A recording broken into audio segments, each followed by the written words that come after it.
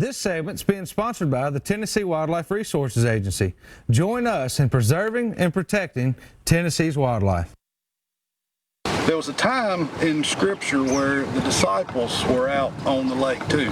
They said that the storm blew in and the waters were blowing around the boat, causing the boat to be tossed back and forth. And all of a sudden they looked out across the lake and they saw an image.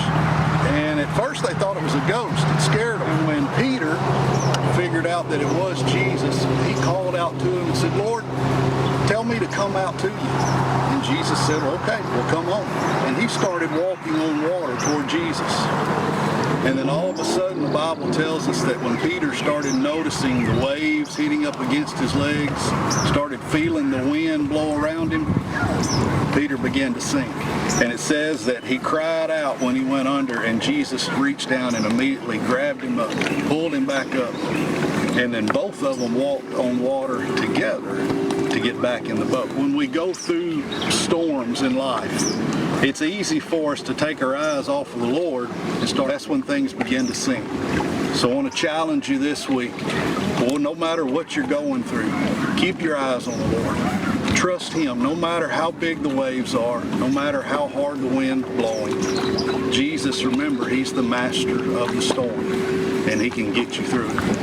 Thanks for watching this week. We hope that you are having a blessed day and a blessed week. And always remember, keep shooting straight. All right, everybody, this next segment's being sponsored by the great people down at Taylor's Archery. Y'all can find them at 100 East Lauderdale Street in Tullahoma, Tennessee, or you can give them a call at 931-563-7706. They are a Bowtech, Hoyt, Matthews, Mission, and Diamond dealer.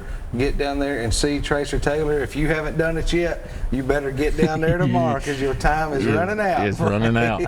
I bet you old Tracer's pretty busy tomorrow. Yes. I would say it will be hopping down at Taylor's Archery tomorrow. Everybody getting their last minute stuff together. We're going to open phone lines for you, so if you want to give us a call, we're at 615-737-7767. And while we're waiting on that, we're just going to sit around and kind of pick dude's brain for a little while. But well, now, you know, Roy said his wife said to get his best side. I don't know what your wife's going to say to me after you got on that motor like that. Dude, y'all did what you had to do to get that one in, didn't you? You're absolutely right. Tangled every line on the boat. How long have you been fishing with Roy? How long have you guys been fishing together? Oh, I'd say probably 5-6 years, something like, maybe longer than that. I can't hardly remember what yesterday was, much less how long. Now, do you ever get him out crappie fishing? Or Oh yeah, Roy and I crappie fished together for several years, but he's got having some health problems right now, and crappie fishing. Of course, when I leave the house, my intention is to catch a limit of crappie. That's my goal. Sometimes it takes a lot longer than Roy likes to stay out. Yeah. And his feet, he sits on my ice chest, is his seat in that Boston Whaler, so every time we catch fish, he has to get up and get down, get up and get down. And so I think it's about half wore him out, but he's not feeling too good lately, so he hasn't been with me in a while. It's probably been a month, I guess, since he's been with me. Yeah. Well, Roy's I'll have to say, Roy's a good crappie fisherman too. Yeah, I mean, you guys both seem to really know how to put them in the boat regardless of what you're after. How long do you know how long he's been chasing striper and hybrid like he is? Is that kind of his? About as long as I have crappie. Really? So that's his mainstay. That's what he's using. Well, he'll hybrid fish the biggest part of the time because Percy Priest is right in his backyard. Yeah. He'll generally go to the Old Hickory, starts in July, and he'll fish July and August usually for striper. Yeah. Because the hybrid get harder to catch during that time of year, so he'll go over there that time of year. Yeah. Well, over the next few weeks, let's say, you're talking about kind of a shift in the crappie coming up in the next few weeks in October. Yeah. They're coming out a little bit more shallow right now, and they kind of shift in the lake a little bit too. They do, especially when they start pulling the lake. When they start pulling the lake, it just tears fish all to pieces. Crappie, I mean, they just disappear. People will say, "Where in the world do the crappie go when they start pulling the lake?" I have found out most of the time that when they start pulling the lake, they go to standing timber. Yeah. They go out in the deeper water. So therefore, I just shift my fishing from shallow water to deep water. So. And try to find timber that's down there and they're Right. suspended over it. And usually. there's plenty of it. That lake is absolutely infested with But it standing trees in that thing. There's a lot of good timber in A lot of Priest. good timber, It sure really is. Yeah. Until I started getting out there in recent years with these graphs and stuff like that now, I never realized how much is really out there. And we went on a trip one time with Mark Travis. We'll say hello to Mark tonight. And he's got one of the iScopes, I believe, or Garmin Live Scope. I was saying it wrong. And looking down in some of the trees and the amount of brush and treetops that were there on the lake, and when you got that thing, I mean, you can see the limbs, you can see the branches on them, but the way that those fish are on that tree, they're at different days, they're almost setting up on them a little bit differently, probably depending on current flow, whether they're pulling water or it's rising or dropping at the time. That's the same with Old Hickory. I didn't know how big those stumps were. Yeah. In the bottom of Old Hickory till I started seeing them on those scopes. Yeah. And to think, that we had trees that were, 8 and 10 feet wide, and you can still see the stumps down at the bottom of Old Hickory. Yeah, I mean that's typically what they're going to go to, at that point in time. And now, as you get into winter, dude, what do they do in wintertime? I mean, when it gets cold outside. Well, it's I've told everybody it's really, I consider Percy Priest 3 lakes, from Hobson Pike Bridge down to the dam, from Hobson Pike Bridge up to Fate Sanders, from Fate Sanders up the river. I've actually caught fish the same day just to prove a point, 55 feet deep, 15 feet deep, and 5 feet deep in the same lake on the same day. Wow. Just to prove a point. Yeah. It just depends on what end of the lake you're fishing and what time of the year you're fishing. Yeah, that tells you how you can get kind of mixed reports from people too. Sure, you can. You got a guy that's up Absolutely. here, man, we're catching them in 7 foot of Yes. water, and this guy down here is catching them in 60 foot of water, 50 foot of water.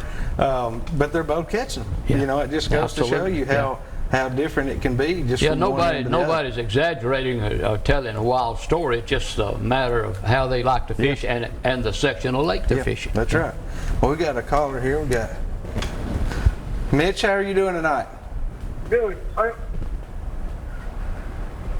We appreciate you calling. How can we help you tonight? I just got a comment of everybody who hunts Cedars of Lebanon. They have shut down the west side of Richmond Shops Road on us. There was a big controversy about it last year. Yeah. How they were supposed to open it. So I just let everybody know that west of Richmond Shops Road in Cedars of Lebanon is closed. Okay, so, and you're talking, I believe I know what you're talking about. We were at that meeting last year, so I assume you're talking about the section that they were planning on opening? Yeah, they opened it last year. Okay, that's what I thought. Okay, so now it's closed, so if you hunted it last year, you can't this year. I had to go get my permit to hunt over the other day, and the woman at the park office told me they put up a gate there, and the gate is closed, and they're not going to open it for us this year. Well, So I was going to let everybody know what it was. well, I appreciate you calling and letting us know that. I had not heard that yet, so we appreciate the information, definitely. All right, thank you, bud. Thank you. Have a good night. All right, well, let's go on over to this week's tip of the week. This week's tip of the week is being sponsored by Phoenix Custom Quality Rods. Y'all can check out their entire inventory at phoenixrods.com, or right here in the state of Tennessee, give Mr. Jim Brewer a call at 931-213-1455 and let him get a Phoenix rod in your hand today. All right, well, dude, you had a good tip for us tonight. I was going to get you to share with everybody. Okay. Well, as you just mentioned, cold weather fishing. I'm an avid deep water fisherman in cold weather and cold water. I'll sometimes fish 50, 55 feet deep. And I noticed that when I first started fishing that way, you'll catch a fish every now and then, a smaller fish, get him top of the water and throw him back in, he won't go down. They've got the bends or whatever it is they've got. So I hated to see the seagulls eat the fish, so I went back and picked the fish up, and I worked with him, threw him back in. He still wouldn't go down, so I just got this wild idea. I took my little finger and run my little finger down in his throat as far as I could, and you could hear the air come out. Threw him back in, and away it went. So I went home and got one of these Venetian blind rollers that you can roll your Venetian blinds in and out, that little plastic tube there.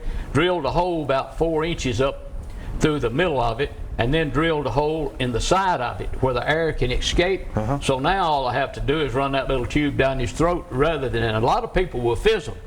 But this, I don't know what the difference is, but you can run that down there and you can hear the air come out of them. Away they go, and you save the fish. That's a great tip right there. I hope that's probably going to save some fish this winter, I'll bet you. So, well, guys, we're going to take another quick break. When we come back, dude's got some more pictures to share with us from some recent trips. We'll have some more Southern Woods and Waters.